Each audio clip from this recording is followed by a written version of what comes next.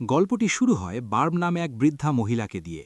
তার স্বামীর মৃত্যুর পর সে তার স্বামীর ভস্য সেই হ্রদে পুঁতে রাখার জন্যে যাত্রা শুরু করে, যে সম্পর্কে সে তাকে বলেছিল। পথে তারা একটি প্রচণ্ড তুষার ঝড়ের মুখোমুখি হয়।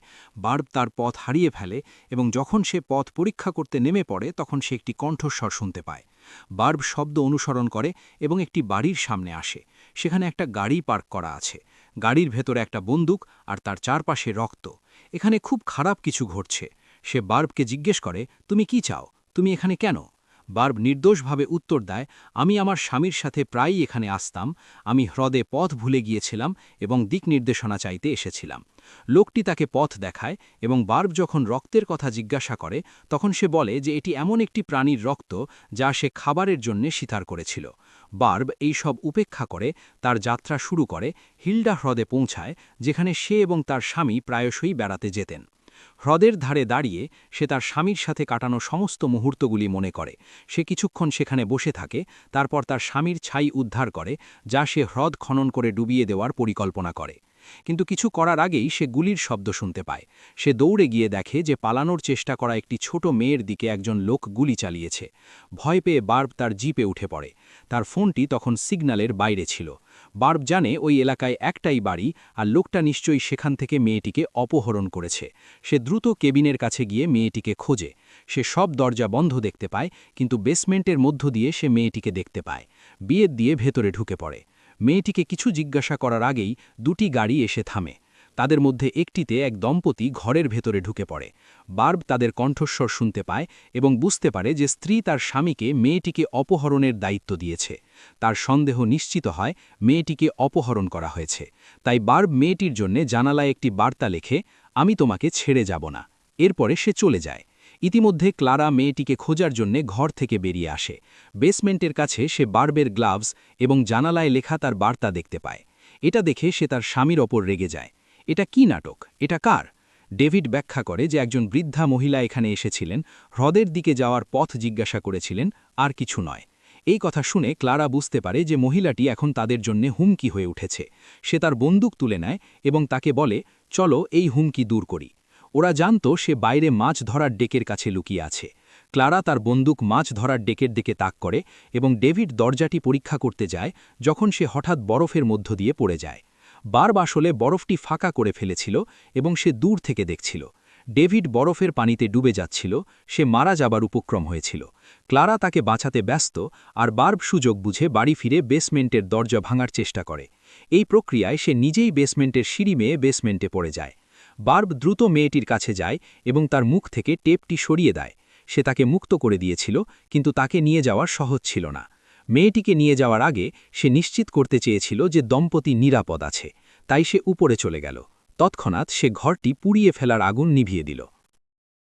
ঢুকতে দেওয়ার জন্য সেসব জানালা দরজা খুলে দিল আর কম্বল ভিজিয়ে দিল যাতে ডেভিড আর ক্লারা জমে মারা যায়। এসব করার পর সে বেসমেন্টে যেতে যাচ্ছিল। ঠিক তখনই হঠাৎ একটা গুলি তার হাতে লেগে গেল। ক্লারা সেটা দেখতে পেল, আর ক্লারা নিজেই গুলি চালিয়েছিল। নিজেকে বাঁচাতে বার্ব দৌড়ে তার গাড়ির কাছে গেল, যার ইঞ্জিন এখন সম্পূর্ণ জমে গেছে এবং আর চলবে না। গুলির যন্ত্রণা অসহ্য ছিল। সে নিচ থেকে কিছু বরফ তুলে তার ক্ষতস্থানে লাগিয়ে দিল, যাতে তার শরীর অসাড় হয়ে গেল এবং ব্যথা কমল। তারপর সে মাছ ধরার ডেকে গেল এবং ডেভিডের বন্দুকটি দেখতে পেল, যার মধ্যে একটি মাত্র গুলি ছিল। অন্যদিকে আমাদের দেখানো হয়েছে ডেভিড এবং ক্লারা, যারা বাড়ির অবস্থা দেখে বুঝতে পেরেছিল যে এটি তাদের বাবার কাজ। ঘরটি খুব ঠান্ডা হয়ে গিয়েছিল। এটা খুব ঠান্ডা ছিল, তাদের বেঁচে থাকা কঠিন হয়ে পড়েছিল। ডেভিড সম্পূর্ণ ভিজে গিয়েছিল। ডেভিডকে বাঁচিয়ে রাখার জন্য ক্লারা তাকে গাড়িতে তুলে দেয়। ডেভিডের অবস্থা এমন ছিল যে সে দাঁড়াতেও পারছিল না, কিন্তু ক্লারা তাকে বলে, যাই ঘটুক না কেন, আমাদের আজই আমাদের মিশন শেষ করতে হবে। হ্রদের কাছেই থাকতে হবে। সকালে সার্জনের অ্যাপয়েন্টমেন্ট মিস করতে পারছি না। এবং এখানে আমরা ক্লারার উদ্দেশ্য জানতে পারি। সে মেয়েটিকে অপহরণ করেছিল কারণ সে তার লিভার অপারেশন করার সময় নিতে চেয়েছিল, যাতে সে তার নিজের লিভার প্রতিস্থাপনের জন্য ব্যবহার করতে পারে। ক্লারা ইচ্ছাকৃতভাবে এই উদ্দেশ্যে এই জায়গাটি বেছে নিয়েছিল, কারণ বছরের পর বছর ধরে কেউ এই জায়গায় আসেনি। এখানকার পরিবেশ কোনো জীবাণুমুক্ত ছিল এবং তাকে বড় কোনো ব্যবস্থা তৈরি করার প্রয়োজন ছিল না। মেয়েটির লিভার অপসারণের পর তারা তাকে নদীতে ফেলে দেওয়ার পরিকল্পনা করেছিল, ফলে পুলিশ বাধা দেয়। বাকি জীবনের জন্য তাদের বিরুদ্ধে কোনো প্রমাণ খুঁজে পেতে বাধা দেয়, এমনকি বলে যে কেউ কখনো জানতে পারবে না যে তারা খুন করেছে। তারা শিশুটিকে এবং সবকিছু গাড়িতে লোড করে এবং তারপর ডেভিড লক্ষ্য করে যে তার কাছে তার বন্দুক নেই। ক্লারা রেগে যায়, তার মুখে থাপ্পড় মারে। ডেভিড জিনিসপত্র গুছিয়ে নিতে হ্রদে যায়, আর ক্লারা তার দূরবীন দিয়ে তার উপর নজর রাখে। ঠিক তখনই সে ক্লারার গাড়ি চলে যাওয়ার শব্দ শুনতে পায়। বাড়িটি পরিষ্কার হওয়ার সাথে সাথে সে বেসমেন্টে প্রবেশ করে এবং দরিদ্র নিষ্পাপ শিশুটিকে হারিয়ে যেতে দেখে। বেসমেন্টের ভিতরে বার্ব তার নিজের ক্ষত সারানোর জন্য বিভিন্ন সরঞ্জাম ব্যবহার করে এবং তারপর বেরিয়ে আসে, শিশুটিকে উদ্ধার করার পরিকল্পনা করে। ডেভিদের গাড়ি বাইরে পার্ক করা আছে, কিন্তু তা লক করা। সে হাতুড়ি তুলে গাড়ির জানালা ভেঙে ভেতরে ঢুকে পড়ে। গাড়ির রেডিও ব্যবহার করে সে পরিস্থিতি সম্পর্কে পুলিশকে অবহিত করার চেষ্টা করে। সে তার বিস্তারিত কিছু বলার আগেই বার্ব পেছন থেকে এসে তাকে গাড়ি থেকে ধরে তার পায়ে জোরে আঘাত করে। বার্ব সাহস করে পালিয়ে যায়, তার পকেট থেকে ডেভিডের বন্দুক বের করে তার দিকে তাক করে। এটা দেখে ডেভিড বার্বকে বলে, না, দয়া করে আমাকে মেরো না। সত্যি কথা বলতে আমি কোনো ভুল করছি না। আমার স্ত্রী আমাকে এটা করতে বাধ্য করছে, এবং সেও ভুল নয়। আমরা এই মেয়েটিকে বেছে নিয়েছিলাম কারণ সে তার জীবনে একাধিকবার আত্মহত্যার চেষ্টা করেছে, কিন্তু ডাক্তাররা তাকে বাঁচিয়েছে। সে বাঁচতে চায় না। আমার স্ত্রী অসুস্থ এবং তার লিভার ট্রান্সপ্লান্টের প্রয়োজন, তাই আমরা এইসব করছি। সে এখন বার্বকে বলে, আমি আর আমার স্ত্রীকে সহ্য করতে পারছি না। আমি এখন খুব অসুস্থ এবং আমি আমার জীবন বাঁচাতে হাসপাতালে যাচ্ছি। বার্ব তার দিকে তাকিয়ে বলে, যদি তুমি একজন ভালো মানুষ হও, তাহলে হাসপাতালে যাওয়ার আগে পুলিশের কাছে গিয়ে তোমার স্ত্রীর খবর দেবে। ডেভিড রাজি হয় এবং বার্বকে হিডা লেকের কাছে যে আংটিটি ফেলেছিল তা দেয়। তারপর সে তার গাড়িতে উঠে চলে যায়। যাওয়ার আগে সে বার্বকে তার স্ত্রীর সাথে লড়াই করার জন্য ব্যবহৃত বন্দুকের জন্য কিছু অতিরিক্ত গুলিও দেয়। ডেভিড হাসপাতালে পৌঁছানোর আগেই তার স্ত্রী ক্লারা এসে তার গাড়ি থামায়। গাড়ি থেকে নেমে সে ডেভিডকে জিজ্ঞাসা করে, তুমি কোথায় যাচ্ছিলে? আমাকে ছেড়ে দাও। ডেভিড কাঁদতে শুরু করে এবং বলে, আমি অসুস্থ, আমি খুব অসুস্থ, আমার সাহায্যের প্রয়োজন ছিল। ক্লারা উত্তর দেয়, তোমার যদি সাহায্যের প্রয়োজন হতো তাহলে তোমার আমার কাছে আসা উচিত ছিল। তুমি কোথায় যাচ্ছিলে? ডেভিড তাকে সত্য কথা বলে, ক্লারা, আমি এই অপরাধে তোমাকে সমর্থন করতে পারি না। এটা সবই অপরাধ। আর তুমি কি মনে করো সার্জেন্ট তোমার অপরাধ লোকাবে? সে কি প্রশ্ন করবে না যে তুমি কার লিভার এনেছ? তারা যখন কথা বলছিল, গ্লেয়ারও শুরু করে, কাঁদতে শুরু করে, তার নাক দিয়ে রক্ত ঝরছিল। এদিকে আমাদের বার্ব দেখানো হলো যে এখন তার বন্দুকের ভেতরে অতিরিক্ত গুলি ভরছে। বন্দুক প্রস্তুত করার পর বার্ব তার পিকআপ ট্রাকের ভেতর থেকে নিজের এবং তার স্বামীর একটি ছবি বের করে। এই ছবিটি তোলা হয়েছিল যখন বার্ব গর্ভবতী ছিলেন, কিন্তু গর্ভবতী হওয়া সত্ত্বেও তিনি গর্ভধারণ করতে পারেননি। তার ছেলে মারা গিয়েছিল। তার স্মৃতি ভেঙে সে সেই পিকআপ ট্রাকের দিকে তাকায় যেখানে সে এবং তার স্বামী তাদের পুরো জীবন কাটিয়েছিল। কিন্তু এখন এই পিকআপ ট্রাকটি তাদের বেঁচে থাকার চেয়ে আর গুরুত্বপূর্ণ ছিল না। পিকআপ ট্রাকের জ্বালানি ট্যাঙ্কের ভেতরে সে কিছু কাপড় খুঁজে পায়। সে পিকআপ ট্রাকে আগুন ধরিয়ে দেয়, যাতে ধোঁয়া কাউকে সাহায্যের জন্য আকৃষ্ট করতে পারে। বার্বের পরিকল্পনা সফল হয়। ধোঁয়া দেখে দুজন লোক বার্বের সাহায্যে এগিয়ে আসে। দেখা যাচ্ছে যে তারা একই রকম ছিল যাদের সাথে বার্ব রেডিওতে কথা বলেছিল। বার্ব দুজনকে বলে, আল্লাহর করুণা, তোমরা এখানে এসেছ। এক দম্পতি একটা ছোট মেয়েকে অপহরণ করেছে। লোকটি গুরুতর আহত হয়েছিল, তাই আমি তাকে হাসপাতালে পাঠিয়েছি। কিন্তু আসল হুমকি লোকটি নয়, তার স্ত্রী, যে মেয়েটিকে হত্যা করতে চায়। বার্বের গল্পটি দুজনের কাছে অদ্ভুত বলে মনে হচ্ছে, কারণ তখন তার কাছে একটি বন্দুক ছিল। তারা বলে, তোমার বন্দুক আমাদের দাও। বার্ব রাজি হয়ে তাদের হাতে তুলে দেয়। লোকেরা এখন কেবিনের দিকে এগিয়ে যায়, যেখানে তারা ক্লারাকে তার গাড়িতে বসে থাকতে দেখে। তাদের অস্ত্র টেনে দুই ব্যক্তি ধীরে ধীরে ক্লারার গাড়ির কাছে যায়, তাকে বেরিয়ে যেতে বলে। তারা যখন ক্লারার গাড়ির দরজার কাছে পৌঁছায়, তখন কেউ পিছন থেকে তাদের গুলি করে। তাদের কেবল একটি টুপি ছিল, একটি ফাঁদ পাকানো হয়েছিল, যা তাদের উভয়কেই আটকে রেখেছিল। লোকটি অন্য দিক থেকে এসে তাদের গুলি করে। এরপর ক্লারা বার্বকেও গুলি করার চেষ্টা করে।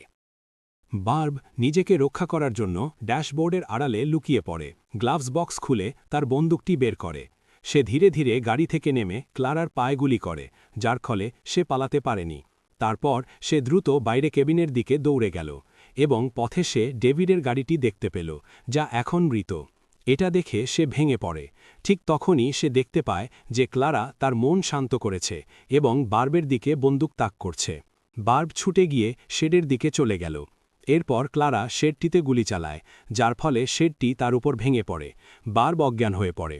কয়েক ঘন্টা পরে যখন বার্বের জ্ঞান ফিরে আসে, তখন সে নিজেকে সেই বেসমেন্টটি দেখতে পায় যেখানে অপহৃত মেয়েটিকে রাখা হয়েছিল। জ্ঞান ফিরে পাওয়ার পর বার্ব প্রথমেই যা দেখতে পায় তা হল মেয়েটি, যে আতঙ্কিত। সে বার্বকে বলে, আমি মরতে চাই না। বার্ব তাকে তার নাম জিজ্ঞাসা করে। মেয়েটি তাকে বলে তার নাম লিয়া, এবং বার্ব বলে, কি সুন্দর নাম, যদি আমাদের একটি মেয়ে থাকত আমিও তার নাম রাখতাম। বার্ব মেয়েটিকে তার প্রপিতামহের গল্প বলতে শুরু করে, যিনি বেশ কয়েকজন সৈন্যের সাথে তুষার ঝড়ে আটকা পড়েছিলেন। তিনি ব্যাখ্যা করেন যে ঝড়টি এমন ছিল যে কেউ পালাতে পারেনি। সেই ঝড়ে অনেক সৈন্য মারা গিয়েছিল, কিন্তু আমার দাদু হাল ছাড়েননি। তিনি জানতেন যে তিনি যদি 1 সেকেন্ডের জন্যেও থামেন বা বসে থাকেন তাহলে তার শরীরের তাপ হারিয়ে যাবে, এবং এইভাবে তিনি ঝড়ে দ্রুত মারা যাবেন। নিরুৎসাহিত হয়ে তিনি হাঁটতে থাকলেন, এবং অবশেষে তিনি ঝড়ের মধ্য দিয়ে বেরিয়ে আসেন। অংশটি বলে যে যদি সে সেদিন সেখানে থাকত তাহলে সে তুষারে জমে মারা যেত, কিন্তু তার সাহস তাকে সেদিন বাঁচিয়েছিল, এবং যদি সে তা না করত তাহলে আমি আজ এখানে বসে থাকতাম না। অংশটি বলে, আমি স্বীকার করছি আমরা জানি না আমাদের কি হবে, কিন্তু আমাদের অবশ্যই অন্তত নিজেদের জন্য লড়াই করতে হবে। আমাদের নিজেদের বাঁচানোর চেষ্টা চালিয়ে যেতে হবে। আর তুমি এতদিন ধরে এখানে বসে আছো। তারপর সে নিজেকে বাইরে বের করে দেয়। তারপর সে একজোড়া বড় জুতা তোলে, বাচ্চাটিকে দেয় এবং রেখে দিচ্ছি। বার্ব লক্ষ্য করলেন যে ক্লারার পা থেকে প্রচুর রক্তক্ষরণ হচ্ছিল, কারণ বার্ব তার পায়ে গুলি করেছিল। সে তাকে বলল আগে তার পায়ে কাপড় বাঁধতে, নইলে তার অনেক রক্তক্ষরণ হবে। ক্লারা বলল, আমি এতে কিছু মনে করি না, আমি তোমাকে যা বলি তাই করো। আমাকে ওই বাক্স থেকে একটা কিট দাও।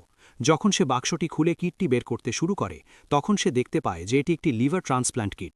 ক্লারা নিষ্পাপ মেয়েটির লিভার বের করতে চলেছে। এমনকি সে ক্লারাকে এটা করা থেকে বিরত করার চেষ্টা করে, কিন্তু ক্লারা শোনে না। সে বার্বকে মেয়েটির মুখ, পা এবং হাত একসাথে টেপ দিয়ে আটকে দিতে বলে, এবং বার্ব তা করে। তা করার পর ক্লারা বার্বকে গুলি করে এবং লিয়ার শরীরে দাগ দিতে শুরু করে, যাতে তার লিভার কোথায় থাকবে তা নির্ধারণ করা যায়। সে কোনো কাটাকুটি করার আগেই আমরা পিছন থেকে দেখতে পাই যে বার্ব আবার উঠে দাঁড়িয়েছে। সে ক্লারাকে পিছন থেকে আক্রমণ করে, তাকে লিয়ার কাছ থেকে দূরে ঠেলে দেয়। ক্লারা ছোট হয়ে বার্বকে পরাজিত করে। পরবর্তী লড়াইয়ে ক্লারার বন্দুকটি একটি বাতিতে আঘাত করে, যার ফলে পুরো তাঁবুতে আগুন ধরে যায়। তারা দুজন তাঁবু থেকে বেরিয়ে আসার জন্য লড়াই করে। ক্লারার হাত থেকে বন্দুকটি পড়ে যায়। ক্লারা এবং বার্ব উভয়ে এর জন্য দৌড়ানোর চেষ্টা করছিল, কিন্তু বন্দুকটি ক্লারার হাতে পড়ে। বার্ব তাকে থামানোর চেষ্টা করছিল, কিন্তু গুলিটি দুর্ঘটনাক্রমে হ্রদে উড়ে গেল। এরপর ক্লারা তার শক্তি প্রয়োগ করে নিজেকে মুক্ত করে, এবং যখন সে শেষবারের মতো বার্বকে গুলি করতে যাচ্ছিল তখন সে বুঝতে পারল যে তার গুলি শেষ হয়ে গেছে। রাগের বশে ক্লারা তার বন্দুকের পিছনের অংশটি বার্বের মাথায় আঘাত করে, যার ফলে তার প্রচুর রক্তক্ষরণ হয়। ইতিমধ্যে শিশু রিয়াকে যে তাঁবুতে অস্ত্রোপচার করানোর কথা ছিল তা সম্পূর্ণ পুড়ে গেছে।